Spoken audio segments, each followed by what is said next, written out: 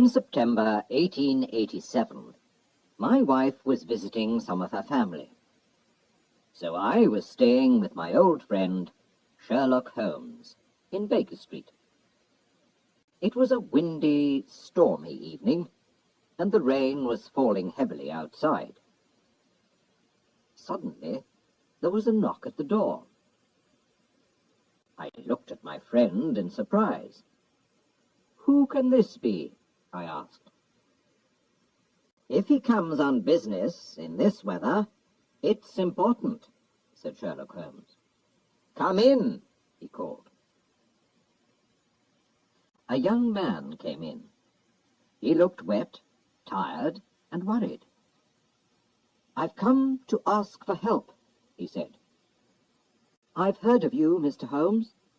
People say you know everything. I don't know what to do." "Well, sit down," said Holmes, "and tell me about yourself."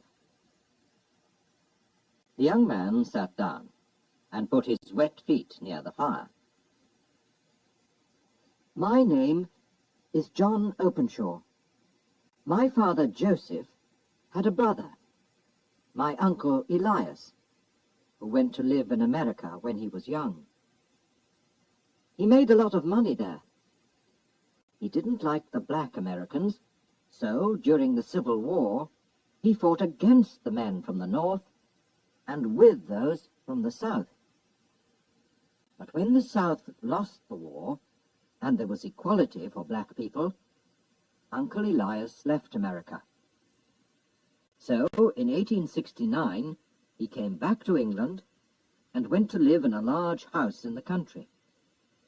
He was a strange, unhappy man. He did not want any friends," John Openshaw went on, "and he often drank a lot. But he liked me, and when I was 12, I moved to Uncle Elias's house. He was very kind to me. I could go anywhere in the house. But there was one small room at the top of the house which was always locked. Nobody could go into this room. One day, Uncle Elias got a letter from Pondicherry, in India. 'I don't know anyone in Pondicherry,' he said.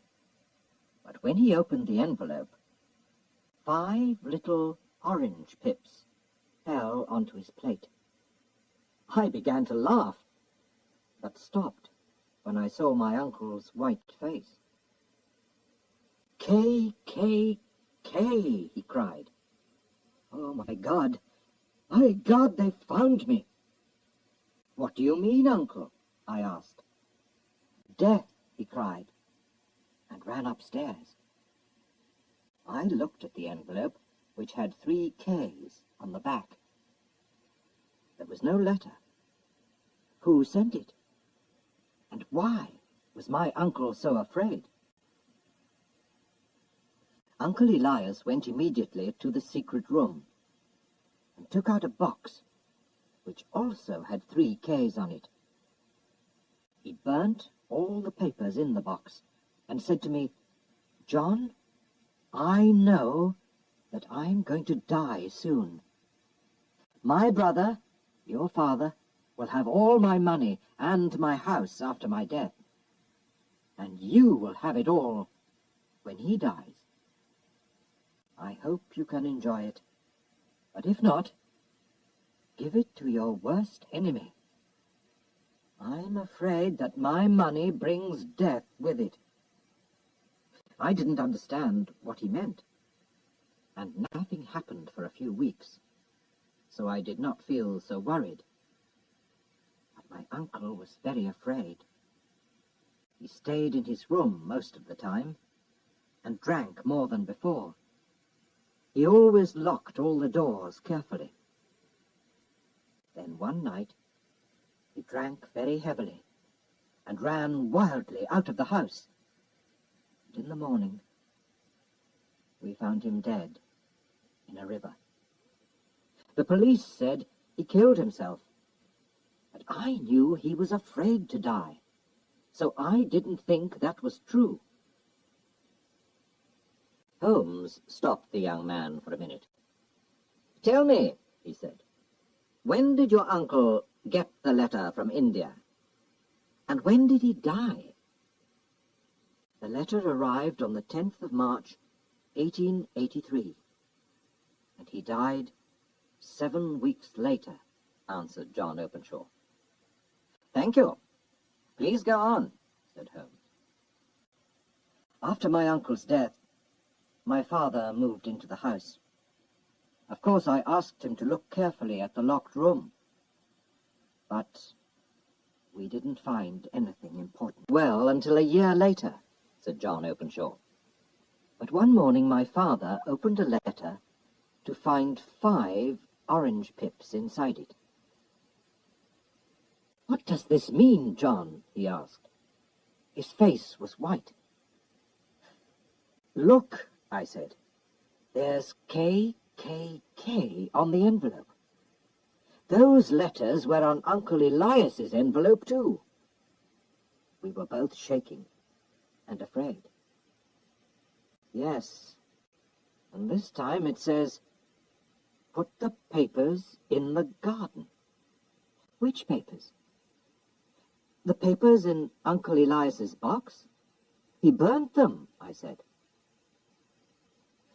"And where does this letter come from?" my father said. He looked at the envelope. "Dundee, Scotland." "Well, I don't know anything about pips or papers. I'm not going to do anything." "Father, you must tell the police," I said. I remembered my uncle's letter from India. I was very worried. "No, they'll laugh at me. Let's just forget about it," he replied. 3 days later, my poor father went to visit an old friend who lived some miles away. But he never came back. The police said that he was walking home in the dark when he fell down a hill. He was badly hurt, and he died soon after. They decided it was an accident, but I didn't agree. I thought it was murder. And I could not forget the 5 orange pips and the strange letters to my uncle and my father. But I've tried to forget, and I've lived alone in that house for nearly 3 years now. And yesterday, I got this.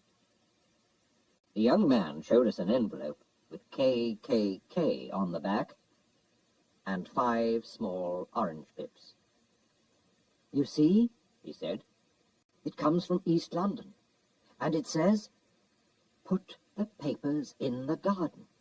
Those are the words that were in the letter to my father." "So, what did you do next?" asked Holmes. "Nothing," answered Openshaw. He put his head in his hands. "I don't know what to do. I'm afraid."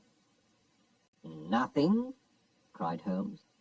"Young man, you must do something fast. You're in danger." "Well, I've talked to the police," said Openshaw unhappily. "But they laughed at me. They think that there's nothing to worry about." "How stupid they are," cried Holmes. "And why didn't you come to me immediately? Your enemies have had almost 2 days to make a plan. Haven't you found anything which will help us?"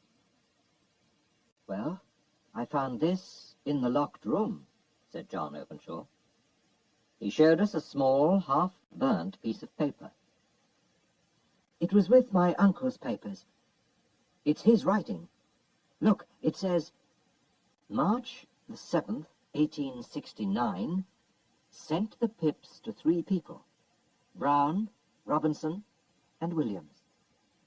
March the 9th, Brown left. March the 10th, Williams left. March the 12th, visited Robinson and finished business with him.'" "Thank you," said Sherlock Holmes. "And now you must hurry home. Put this paper into your uncle's box. Put in a letter which says that your uncle burnt all the other papers, and put the box outside in the garden. I hope your enemies will be happy with that, and then you won't be in danger anymore. How are you going home?" "By train, from Waterloo Station," replied Openshaw. "There'll be a lot of people in the streets, so I think that you'll be all right, but be careful." "Thank you, Mr. Holmes," said Openshaw. "I'll do everything you say." He went out into the dark night, the wind and the rain. Holmes sat silently and watched the fire. Then he said to me, "John Openshaw is in real danger. Why did his uncle Elias have to leave America?" "Because he had enemies. When he came back to England, he was afraid. That's why he lived a lonely life and locked all his doors so carefully. Now, where did those letters come from? Did you see?" "The first from Pondicherry in India, the second from Dundee in Scotland, and the third from East London," I answered. "Does that tell you anything?" asked Holmes. "They're all seaports. The writer was on a ship when he wrote the letters," I replied. I was pleased with my answer. "Very good, Watson," said Holmes. "Somebody sent some pips from India and arrived 7 weeks later to kill Uncle Elias. Then he sent some pips from Scotland and arrived 3 days later to kill John's father. You see why I'm worried now? He has sent pips to John from London. John's enemy is in London already." "Good God, Holmes," I cried. "Who is this man?" "More than one man, I think. They belong to the Ku Klux Klan. That explains the KKK. Haven't you ever heard of it? It's a very secret group of Americans from the South. They wanted to stop equality for black people and to kill anyone who didn't agree with them. The police couldn't stop them, but in 1869, Uncle Elias, who belonged to this secret group, suddenly left America with all their papers. And so the group could not go on. Of course, the group wanted to get the papers back. You remember the half-burnt paper? That was Uncle Elias's American diary. While he was working for the KKK, he sent the pips to frighten those 3 men. 2 left the country, but 1 didn't. So the KKK finished business with him. Or killed him. The KKK always worked like that." "Well, I hope they won't kill young Openshaw," I said. They did.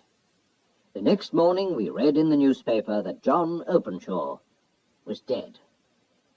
A policeman found him in the river near Waterloo Station.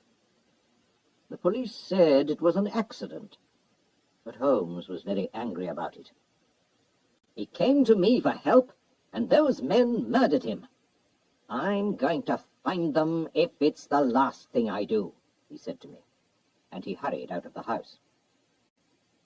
In the evening, when he came back to Baker Street, he was tired, but pleased. "Watson," he said, "I know the names of Openshaw's enemies, and now I'm going to send them a surprise. This will frighten them." He took 5 pips from an orange and put them in an envelope. On it he wrote, "S.H. for J.C. I'm sending the pips not from the KKK, but from me, Sherlock Holmes, to Captain James Cahoon. His ship is called the Star. He and his men are sailing back to Georgia, USA, now. "How did you find him, Holmes?" I asked. "Ship's papers," he said. "I've looked at hundreds of them today. Only one ship, the Star, was in the 3 ports at the right times, and this morning the Star left London to sail back to Georgia. I found out that the captain and 2 of his men, all Americans, weren't on the ship last night, so I'm sure they killed poor John Openshaw. When they arrive in America, they'll get the Pips, and then the police will catch them." Sherlock Holmes is a very clever detective, but he can do nothing about the weather. The winter storms at sea that year were worse than ever, and so the Star never arrived in Georgia, and nobody saw the captain or his men again. The murderers of John Openshaw did not get the Pips, but in the end, death came to them.